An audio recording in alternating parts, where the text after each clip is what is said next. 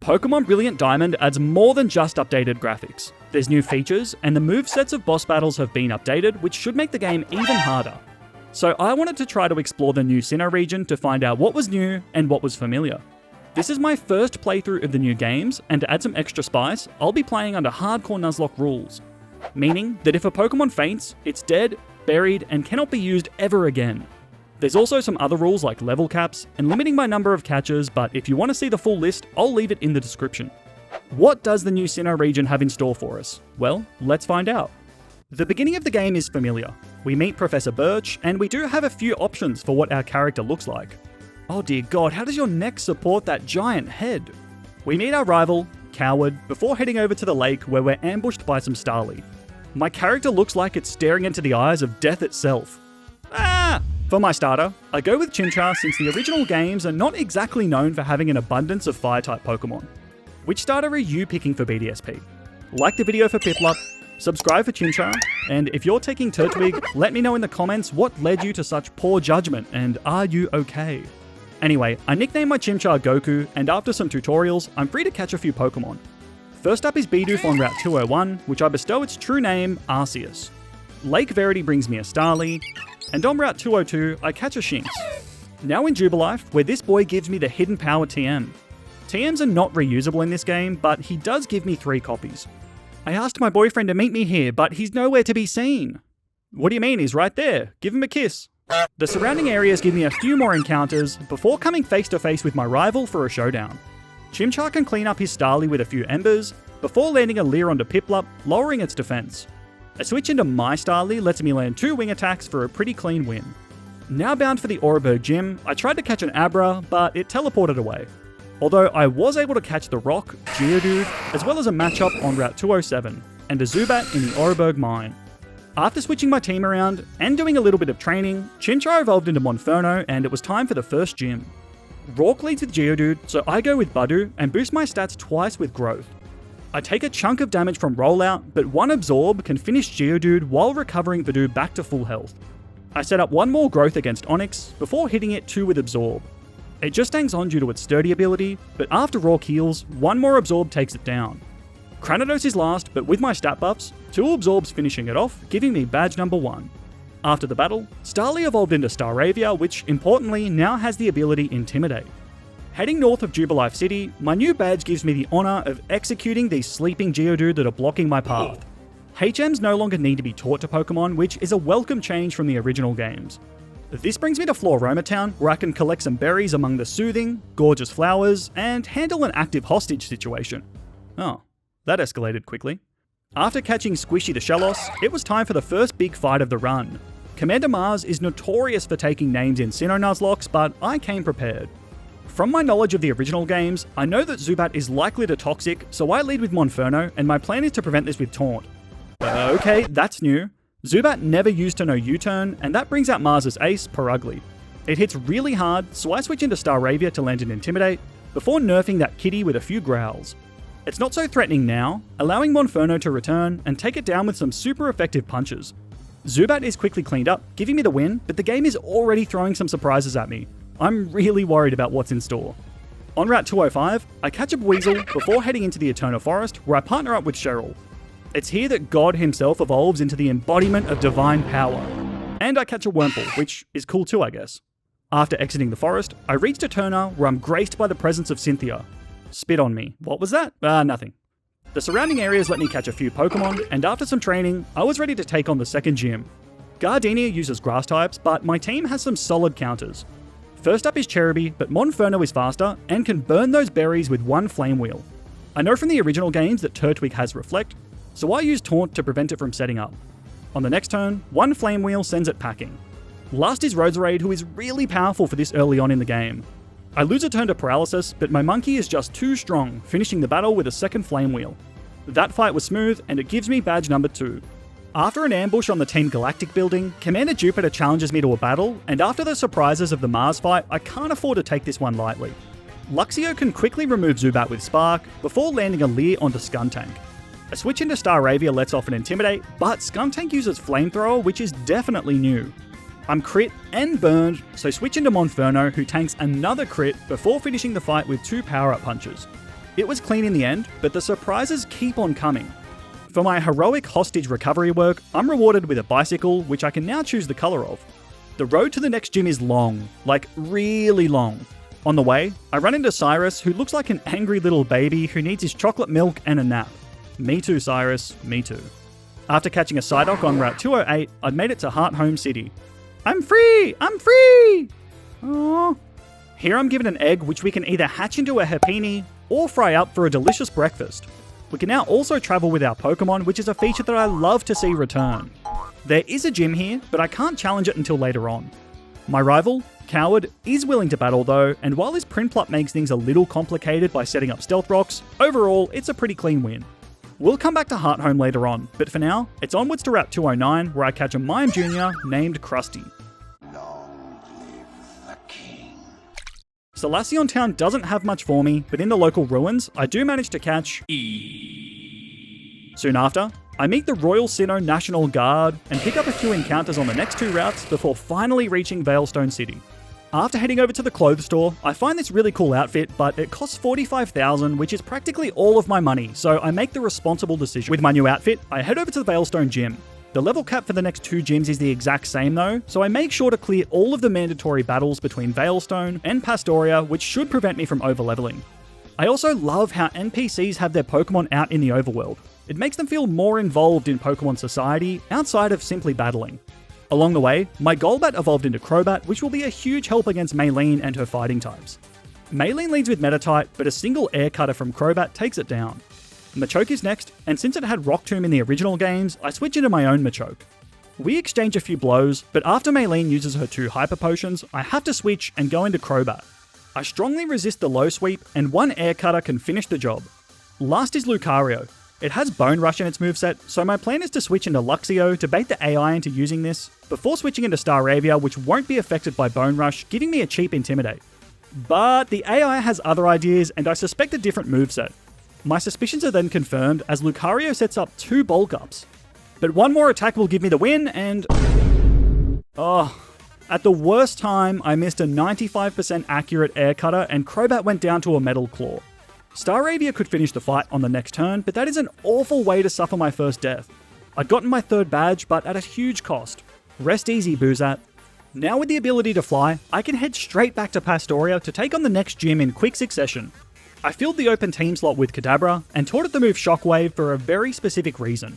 Crash Awake uses water types, but I've got some decent coverage in my team. He leads with a deadly Gyarados, but my Kadabra is faster, and a single 4 times effective Shockwave picks up a very clean KO. I correctly predicted the Ground-type attack from Quagsire, giving me a free switch into Staravia. My aim was to nerf Quagsire with Growl, but it turns out that it now knows Scald, which does huge damage in the rain. Needing a change of plans, I switch into Roselia, and a 4 times effective Giga Drain sucks that derpy Quag dry. Things were looking clean, but I completely forgot that Floatzel knew Ice Fang, and that little brain fade spelt the end of Roselia. Luxray flinched on its first turn, but fortunately landed a Spark on the second to give me the win. That should have been clean if it wasn't for my tiny brain. After burying my second Pokemon, I added Magikarp to the team, which evolved into a Gyarados. It's an all-round strong Pokemon and a definite upgrade. While pursuing Team Galactic, my rival challenges me to a battle, but the fact that he has a level 26 Starly is all that you need to know about this fight. It's a very clean sweep by Kadabra, but seriously, evolve your bird. Turns out these Psyducks have been suffering from agonizing chronic headaches, and Cynthia had the medicine to cure them this whole time, but just didn't? That's really cruel. Go Gadget, defog! A quick trip through Route 10 brings me to Celestic Town, where this shady-looking operator gives me the choice specs. After inspecting the local ruins, Cyrus returns, but I just cannot take him seriously. I think the best description for Cyrus's model is a 70-year-old toddler. Anyway, with that episode out of the way, I can now return to Heart Home City to take on the gym that we'd bypassed earlier. The current level cap gives me the chance to evolve Monferno into an Infernape, and Staravia into Staraptor. Fantina uses Ghost types, and she now has some powerful Pokemon in her arsenal. I lead with Kadabra, who is holding the choice specs, and one Shadow Ball can pop Drifloon. Gengar is more problematic since it will outspeed me. Expecting a Ghost type move, I switch into Staraptor, who is immune thanks to its normal typing. I take a bit of damage from a Sludge Bomb, but can land 2 Aerial Aces to bust that Ghost. Fantina's Ace is a fast and hard-hitting Miss Magius. I try to pivot around to find an opening, eventually switching into Luxray. Spark does big damage to Miss Magius, aided by Luxray's rivalry ability since both Pokemon are female.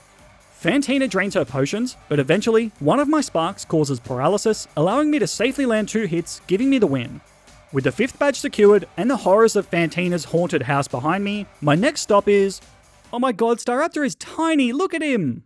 Anyway, I can now use Surf, so I backtrack to pick up a few useful items, like the TMs for Thunderbolt and Flamethrower. A short surf west of Jubilife brings me to Cantalave City. Wow, an actually locked door. It's probably the least suspicious house in this whole game, since I wouldn't want random strangers walking into my house either. Coward demands a rematch, and you've finally evolved your Starly, good for you. He tries some Double Team, Quick Claw Cheese, but my Staraptor can get around this by using Aerial Ace, a move that can't miss. Heracross goes down to 1 4x effective Aerial Ace, and Ponyta follows 2 turns later. 2 Choice Specs boosted Psychics are enough to finish off his last 2 Pokemon, giving me a pretty convincing win. My next stop was the Cantalave Gym, where the leader uses Steel-type Pokemon. I subbed in God itself, B-Barrel, for this fight for a very specific reason. I lead with it and immediately set up Stealth Rocks. This won't do much damage, but it will prevent Sturdy from activating on Byron's last 2 Pokemon. Bronzor sets up Trick Room, so I intend to stall out the next few turns by putting it to sleep with Yawn. I then switch into Gyarados and set up 2 Dragon Dances, before chomping down on Bronzor with Crunch. I thought that a Waterfall would be enough to KO Steelix, but I fell just short and it hit me with a huge Thunderfang. Gyarados barely hung on before taking it down on the next turn. Last is Bastiodon, but since it has less physical defense than Steelix, I know that 1 Waterfall will be enough to finish the fight, giving me badge number 6. I then set sail for Iron Island, but I guess there wasn't enough room for Infernape on board. There isn't much worth mentioning here, but I do briefly partner up with a trainer named Riley who offers me an egg. I've been using Repels, so this is basically my first encounter of Iron Island. After returning to Cantalave, the professor asks us to investigate the 3 lakes, regardless of the huge explosions that just took place. At the lakes! Are we that expendable? This sees me battle with Commander Saturn, followed by a rematch with Commander Mars. Honestly, neither of these battles present much of a challenge, so let's move on. The 3rd lake is located in the very inconvenient to travel to northern portion of Sinnoh. To get there, I first need to climb the Lost Tower and find the Strength HM. I caught a Ghastly here before traversing Mount Coronet, bringing me to the snowy Sinnoh routes. This area is pretty risk-free, and I use my encounters to add a few Ice-type Pokemon to my arsenal. Soon after, I reach Snow Point City where I can take on the next gym. But before that, I decided to get a little extra help. Hatching the egg that Riley gave me yields a Riolu. By riding around like a maniac, I boost Riolu's friendship, which allows it to evolve into a very powerful Lucario. With my upgraded team, I was now ready to take on the ice types of Snow Point Gym and its leader, Candace. Like, Nope, not going there. I lead with Lucario and set up a nasty plot on turn 1. On the next turn, 1 Aura Sphere can remove Snova. Sneasel is next, and I expect it to get the same treatment, but it uses Dig, which is new to its moveset. A switch into my Flying-type Gyarados nullifies this, and after a switch back into Lucario, Aura Sphere lands this time and takes Sneasel down. Sneasel is now holding a Chople Berry, which is really cool, but it didn't make much difference. Medicham is next, so I bring Gyarados back out, landing an Intimidate. Waterfall does big damage, but Medicham knows Rock Slide, which cripples Gyarados. With Medicham at low HP, I bring Luxray out and finish it off with Volt Switch. This ensures that I can safely bring Infernape out against a Abomasnow. 1 4x effective Flamethrower is enough to finish the battle, earning me the penultimate badge.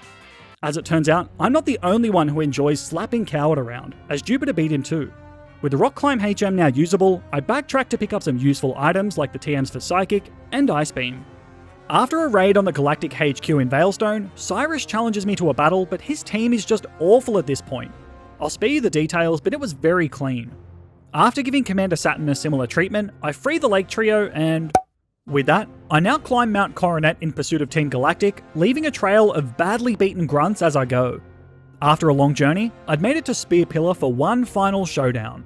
Cyrus summons Dialga, who is forced into submission by some floating red stones, or something. I then team up with Coward to take on Mars and Jupiter in a double battle. This horrifies me, as I know firsthand just how bad my rival is. I lead with Gyarados and begin setting up Dragon Dance.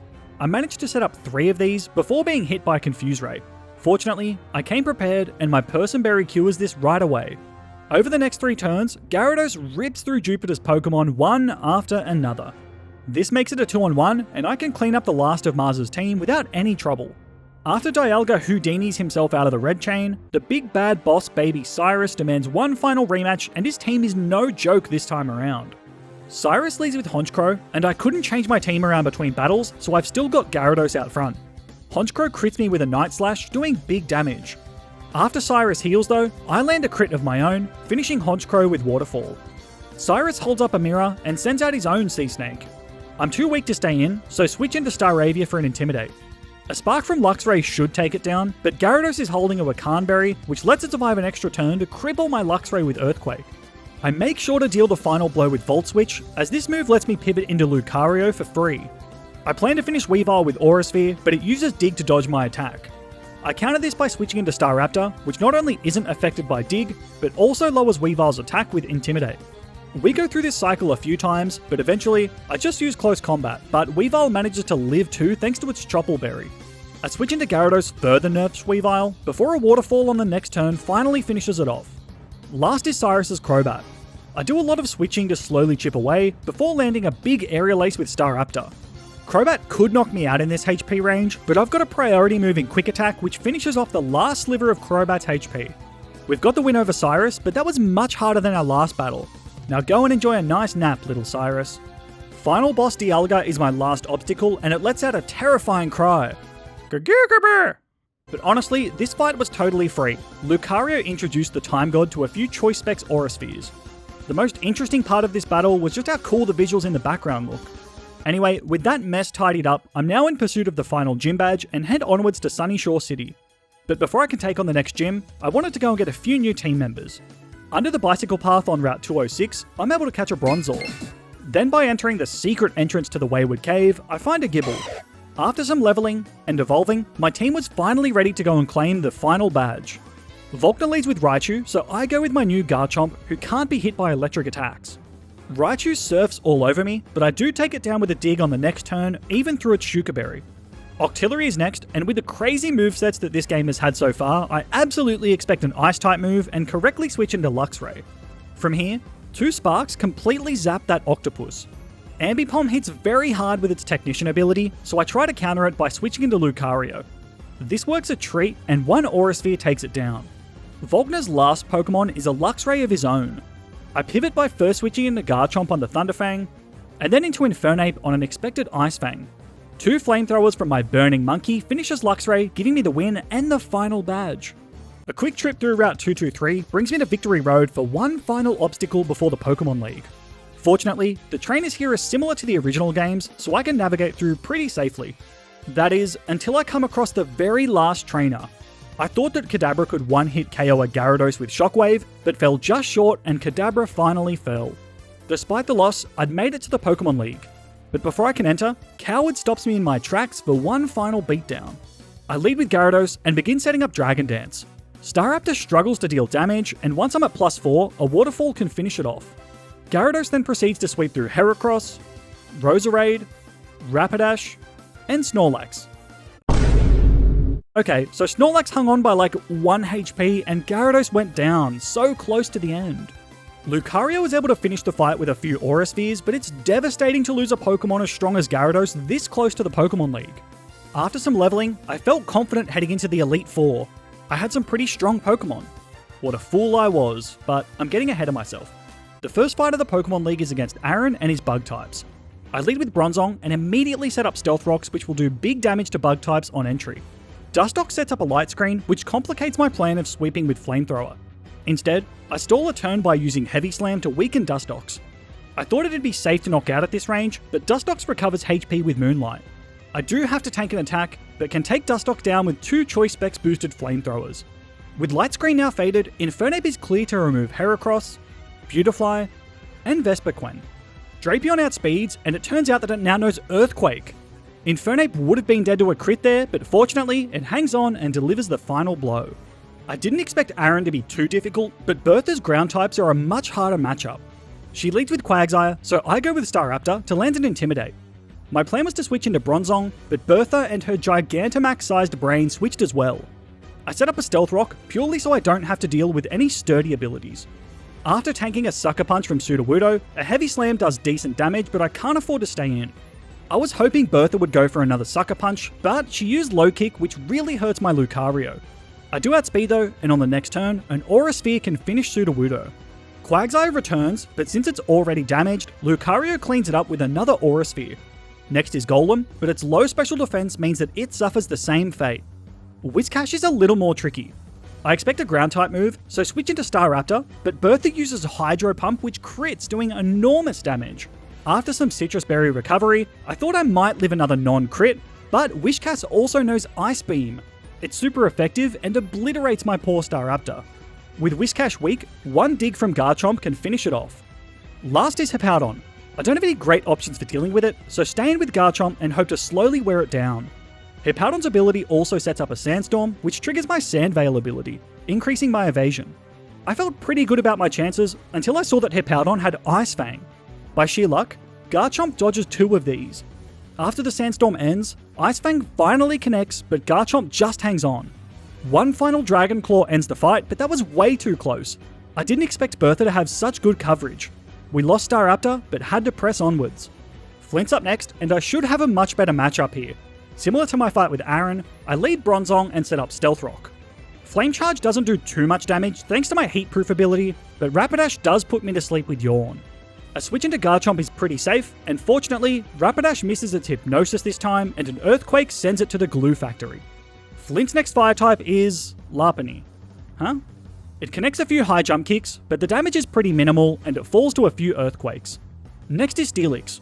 I intend to abuse its low special defense by switching into Infernape and landing a deadly flamethrower to knock it out in one turn. Driftgleam is sent out next, so I switch into Luxray, who should have a better matchup, but Flint baited me hard as he baton passes into his own Infernape. I tank a close combat before Volt switching into my own Infernape. Mine's a higher level, but it turns out that Flint's must have a huge speed stat. It's faster than me, and my beloved starter Pokemon falls.